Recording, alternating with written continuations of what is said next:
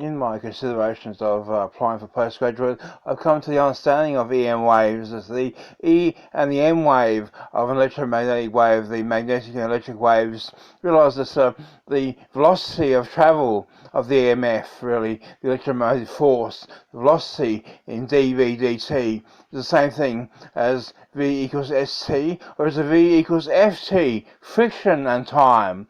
As the forward direction is friction to the current and the electrons. The friction is the reason why the E and M waves are at right angles to each other, because simply it is a friction according to the hand rule of E and M. There's the V, velocity of friction, is why. In fact, furthermore, there's this friction of travel of the EMF, if it actually takes right angle turns, like on paths and tracks on circuit boards, that is due to drag of the friction. The drag will make, like in travel on sand, make the car turn, like in interference of refraction, make the wave bend. The drag of the angle of frequency of incidence to the drag of the path of travel. You easily understand optics and electromagnetic waves, but you understand in circuit theory of copper tracks, it is not just the distance of the wave, it's actually the drag, or the as well as friction. Yes, exactly. Those two facts causing right angle turns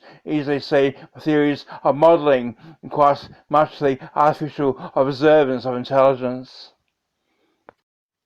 Just talking to the birds outside, you can see this. They often know about drag, the retardment of the travel of mass, the mass behind the travel that is holding it back, the momentum retardation of drag, obviously. That's a wind resistance to the wing of a bird swinging and turning its steers. If a bird can steer through wings, then the rotation of a wheel or bicycle with this drag of left and right, as it is, somewhat resistant to being turned, with the momentum continuing in its rotation of its disc, so it can't turn left or right except on its pivots.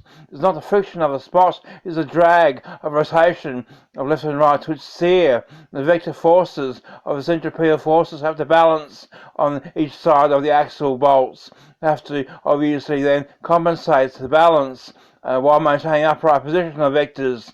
And also the drag of that. Drag slows it down, obviously. Drag of steering, obviously, so it doesn't quite kick that much.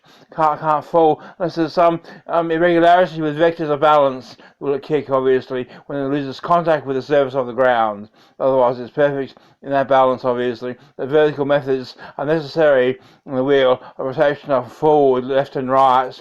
And obviously that's most necessary not to go backwards. Backwards could cause it to also hop off the ground. But it's more important to take it to the spheres, take it to the electrons of the electricity, and easily say that the travel of electron is all counterclockwise in a spin.